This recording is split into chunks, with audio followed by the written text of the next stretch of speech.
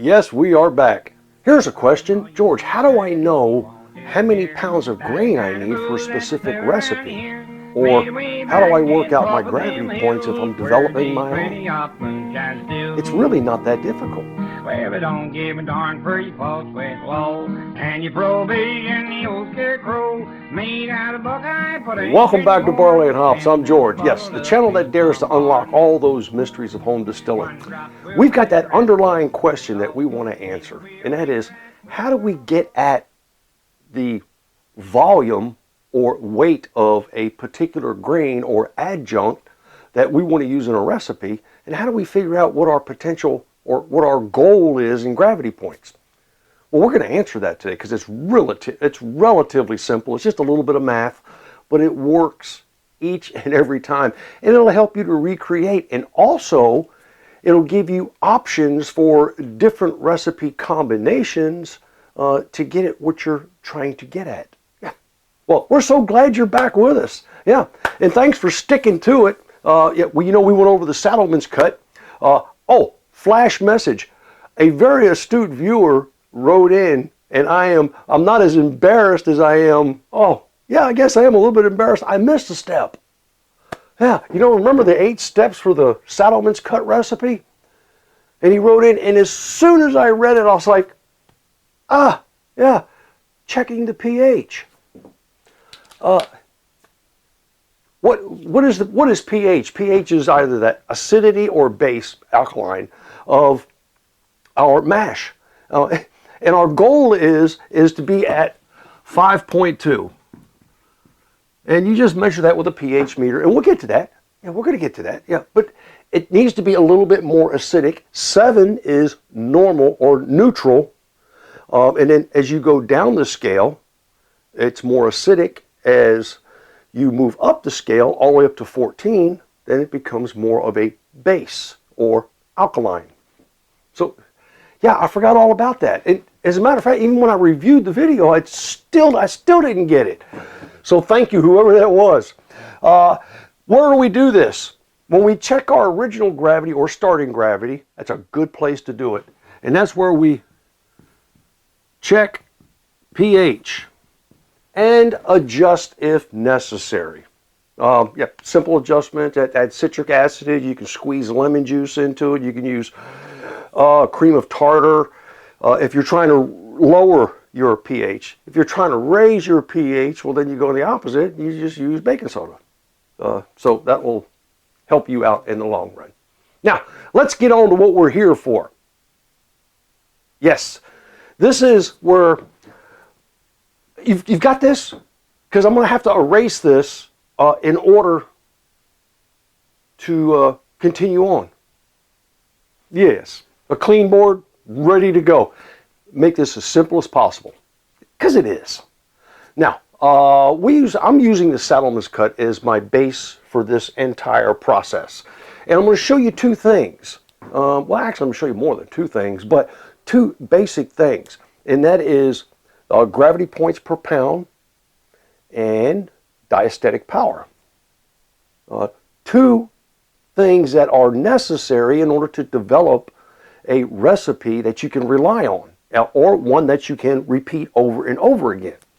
They're just 2 simple functions, and they both work together, and it really makes sense when you think about it. Okay, so we've got 5 pounds of flake corn, 3 pounds of 2-row malted barley, and 5 pounds of K-row syrup. When I make a mash, my goal is my initial or starting gravity, original gravity, initial gravity, starting gravity, depends on what part of the country you're from.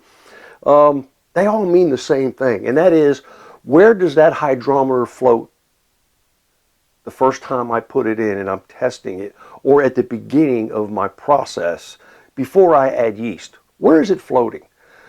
I particularly like 1.090. There are schools of thought out there for folks that want to go a little higher or a little lower, and it all depends. It's totally up to you.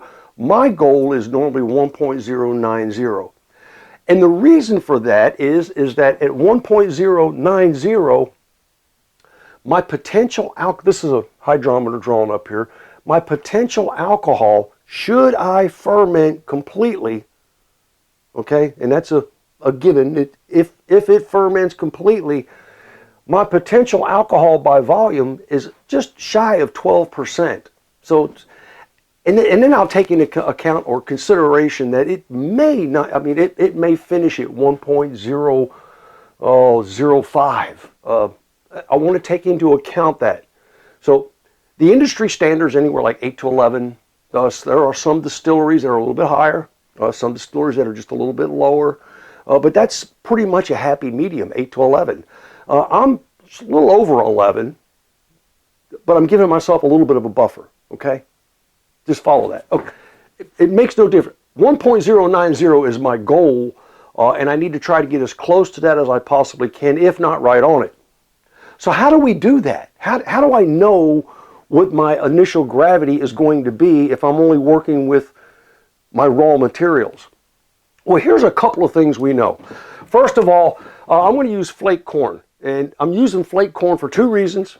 One, because I have it, and two, because I can skip one complete step, which is the grinding and cooking and hydrolyzing, okay? Or gelatinizing. It's already done.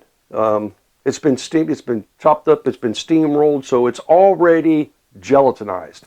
And that's another process within itself. So I'm using it for that reason. It kind of makes the process a little easier. They're both equivalent. You can use a whole kernel or you can use the flake product. They're both equivalent. Now, what is and you can look this up on the internet, just type in gravity point grain chart. And that'll give you the gravity points for all the grains, all the adjuncts, all cereals. It'll list those out for you so you have at least a starting point. What I do know is that flake corn is rated at 40. Now, and I've got a lot of notes right here. At 40 gravity points, at 85% efficiency, and we'd love to get to 100, but we know we're not going to. At 85% efficiency, that is actually 32. So, yeah, 32 is 85% of 40. Okay, so that's what it is. My gravity points, potential gravity points per pound per gallon. So far, I know you're with me so far. Let's do this. If we take 5 pounds of corn, and that's the flake corn, at 32 gravity points per gallon, 5 times 32, handy calculator, always available. 5 times 32 equals 160. So 160, see, I know the math is really that simple. Since I'm using 5 pounds and I've got 5 gallons, it should be 32. Yeah, 160 divided by 5 is going to be 32. Divide that by 5 gallons, because that's the size of my mash, equals 32 gravity points. All right, so I got 32 gravity points. Now, we're going to add 2-row barley. And we're putting in 3 pounds of 2-row. And 2-row barley is 37, but 85% of 37 is about 30. 30 gravity points per gallon. Points per gallon. 30 times 3 equals 90 divided by 5 gallons. Because I know what it's going, I just need to know what it's going to be. Equals 18 gravity points. Voila. I've got that. Now, what's my corn syrup? Corn syrup, and I'm using 5 pounds of that. Corn syrup is 37 gravity points per gallon.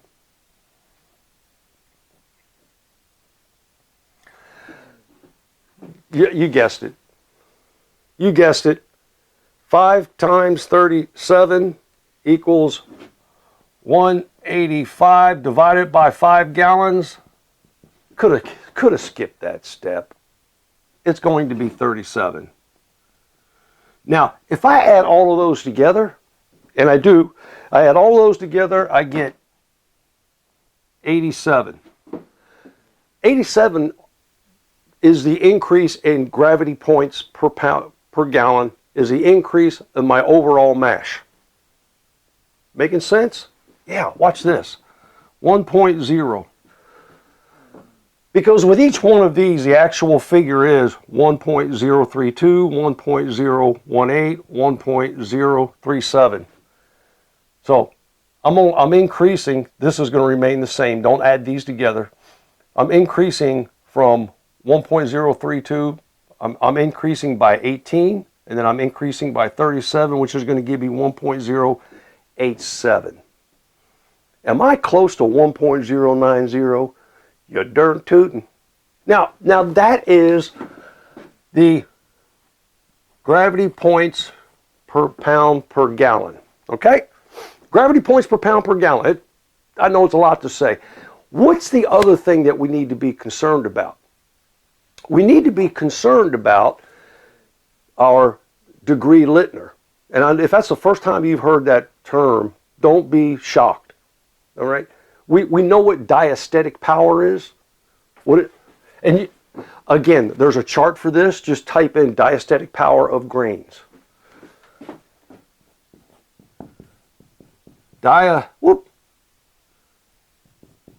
Static power. And the diastatic power of a grain is the amount of amylase enzyme that's resident in the grain.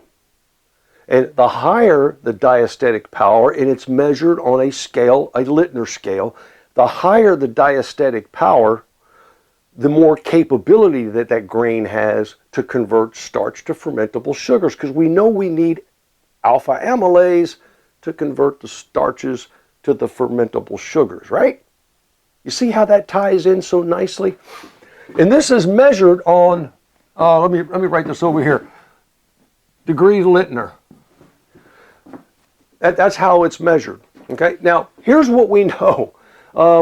We know we've got flake corn, and flake corn has 0. Let's separate this. Flake corn, degree Littner, is 0. It has none. So we need alpha amylase in order to convert all of those starches. In order to get this 32 gravity points, we need to be able to convert starches. So we need enzyme. That's why we're using our 2-row barley. We're using 2-row barley in order to get there. Brings up the question, how much? What is the requirement? Well, within a grain, you're going to need at least 30 degree Littner to convert itself. Anything after that is left over to convert whatever you've got with it. Here's the goal. Okay? You need 30 degree Littner to convert itself. If you have 70 degree Littner on that scale, if you have that much diastatic power, 70, left after you convert it itself, you have enough left over to convert anything and everything else that's with it. Here's how we work this out, because it makes so much sense, all right? 2-row barley is 140. So there's 140 degree Littner. It's loaded. 6-row barley is up to what, 160 or 180. And again, there's another chart for that. All you have to do is go to Google and type in diastatic power of grains. So if my 2-row barley at 3 pounds is 140 degree Littner, here we go. 3 times 140 equals 420. Times 3 equals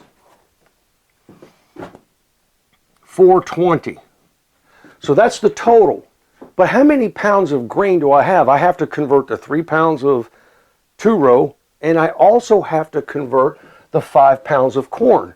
So I add those together. So I've got 8 pounds. If I divide that by 8, what does that leave me? Divided by 8, 52.5. What is the goal? To convert the grain and anything with it? 70. I'm short. So that tells me right off the bat, that tells me that I'm short a little bit of diastatic power in order to convert all of that corn. What do I need to do? I can do one of two things, really. I can adjust the recipe, but in this particular case, I know what this flavor profile is. I don't really want to adjust that. What I need is I need more diastatic power. I had it laying here a second ago. I'll be right back. I found it. Yes, alpha amylase. My amylase enzyme formula. And this is a powdered form of the enzyme that I need, that's necessary in order to convert the rest of that flake corn. Now, how much do I need? Well, in this particular case, if you follow these directions on here, it's 0.1 to 0.3 teaspoons per gallon. Okay, 0.01 to about a third teaspoon per gallon. 5 times 5 gallons, 3, 6, 9, well, about 1.5 to 2 teaspoons. And that's what I'll use. I'll just add that. And what that will do is that will increase my diastatic power that I'm short on in order to convert all of my available starches to fermentable sugars. Makes sense. Now, someone out there is going to be really astute and figure out, they're going to go, well, George, if you're at 1.087 and you're short alpha amylase, and remember, there is no amylase in corn syrup. There is no amylase in flake corn. The only place it's available is in my 2-row barley. What would happen if I made an adjustment of my recipe? Can I do that? Well, yeah, you certainly could, because this is sort of like version 2. If you're not willing to, you don't have, it's not available, your alpha amylase, you could increase your 2-row barley. If you increase your 2-row barley, you probably want to decrease your corn. Now, remember at the beginning I said that I already know what the flavor profile of this is, so I didn't want to mess with that. But I could, and if I dropped my flake corn by 1 pound and increased my 2-row barley by 1 pound, what would the results be? Well, let's do that. We do 4 pounds of flake corn. So here we're going to go 4 pounds corn at 32 points per gallon. And that equals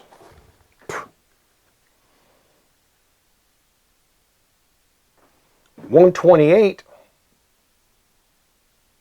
divided by 5 gallons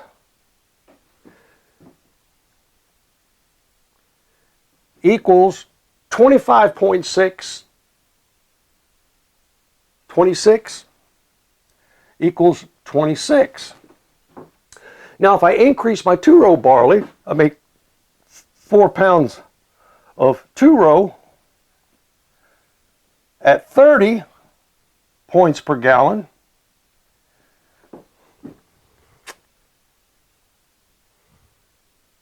$120 divided by 5 gallons equals 24. And if I leave my syrup alone the same, that equals 37. What is my result? My result in this particular case, and it just happens to work out, 1.087. So I get the same gravity points per pound per gallon by just adjusting these two. But what is the trade-off? If I've adjusted those two, if I lower my corn and I increase my barley, well then I change that flavor profile ever so slightly, but I change it. And, oh, I need to do the last part now, don't I? Certainly. Now we're going to do 4 pounds of 2-row, and my degree Littner is 140 times 4.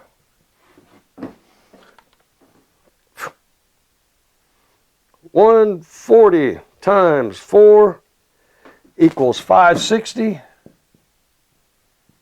Divided by, again, it would be 8 pounds. Divided by 8, voila. I now have a diastatic power of 70, which is adequate and plenty of enzyme to convert both the 2-row barley and all the flake corn. So you see how easy, how that just, they both work in concert with each other, and if you can balance those two simple formulas and kind of understand what's going on, remember, just go type in gravity points per gallon or gravity points for grains, and then diastatic power of grains. A bunch of charts will show up. Now, of course, keep in mind that each and every chart is going to be probably a little different. One will say 33, the next one will say 32 gravity points. One will say 140, and another chart will say 145. Just understand it's the source, and it's these are figures that we use in a base formula in order to determine what our potential outcome is going to be. It helps us to develop a recipe, plus it also helps us to adjust a recipe to meet our needs, and also gives us an opportunity or a way of doing this so we can recreate the same results over and over again. I hope you found this useful, as every time I go through this, and unless you're a math whiz, you can't do it in your head, you're going to need a calculator at a minimum, and it's relatively straightforward. You can run right through it. Oh, I almost forgot. On our next video, I've got my cooker out, and we're going to start to mix the grains. We're going to go through the gelatinization process. Of course, my flake corn's already gelatinized, so we're going to go through the conversion and then the collection. We're going to, you know those 8 steps? Yeah, we're going to go through those. Happy distilling.